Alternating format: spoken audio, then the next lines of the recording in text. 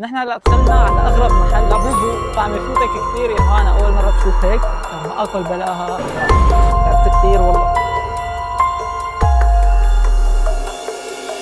هاي جايز، كيفكم؟ شو الاخبار؟ نحن اليوم وعلى غير العاده كارول مو معي. هالفيديو رح يكون عشت 24 ساعه وقضيت 24 ساعه بدون خطيبتي. خلونا نشوف شو عملت وكيف انبسطت بحياتي، لانه الحمد لله، لا مزح، مو الحمد لله، كارول معنا معي. ولا تنسوا قبل ما تكفوا الفيديو تعملوا سبسكرايب ولايك واتركوا لنا كومنت. طبعا جايز هلا بما انه هي معنا معي فالمفروض شوف رفيقي، ولهيك هلا انا رح التقى برفيقي، وبعد ما نلتقى لوين رح نروح خلوكم متابعينا لحتى تعرفوا لوين رح روح وشو اول شيء رح اعمله بلا كارو. جايز هلا نحن وصلنا على اطيب محل بيعمل شاي كرك بالامارات. انا بحبها كثير بس كارول ما بتحبها، لهيك انا هلا لازم ذوق الشاي لانه كارول ما بتخليني ذوقها، وهلا فرصتي، يعني هي فرصتي.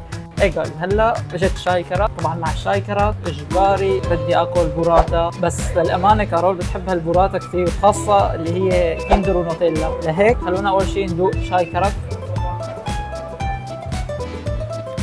والله بعد زمان لك حارمتيني. وهلا ناكل كيندر والنوتيلا.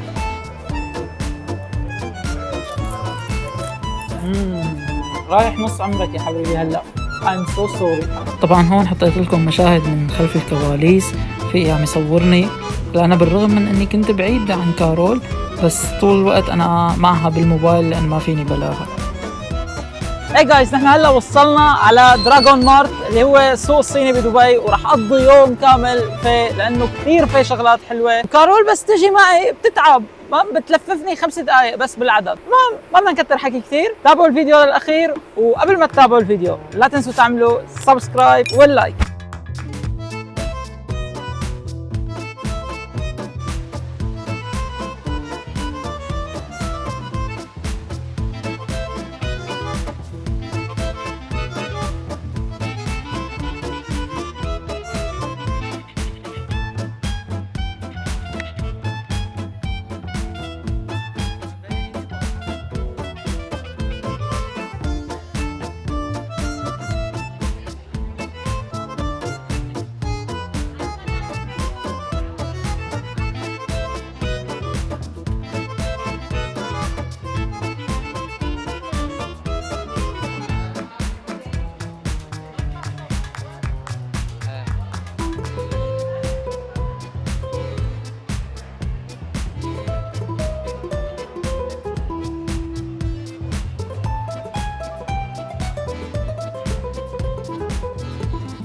نحن هلا دخلنا على اغرب محل يا جماعه، انا اول مره بشوف هيك.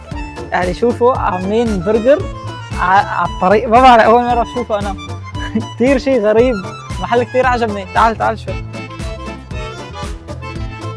هيدون كمان يعني ما بعرف شو هذا، كيك عاملينها كثير حلوه، انا كثير عجبني. يعني شيء اول مره بشوفه، يعني حتى حلو، يعني اذا بدكم حلو يعني عاملينها بادق التفاصيل. ما بعرف. وحياة الله انا هذا من اكثر المحلات اللي بتفاجئ فيهم. ايه يا جماعه، بدنا هلا مساج. ايه والله عم يفوتك كثير يا كارو.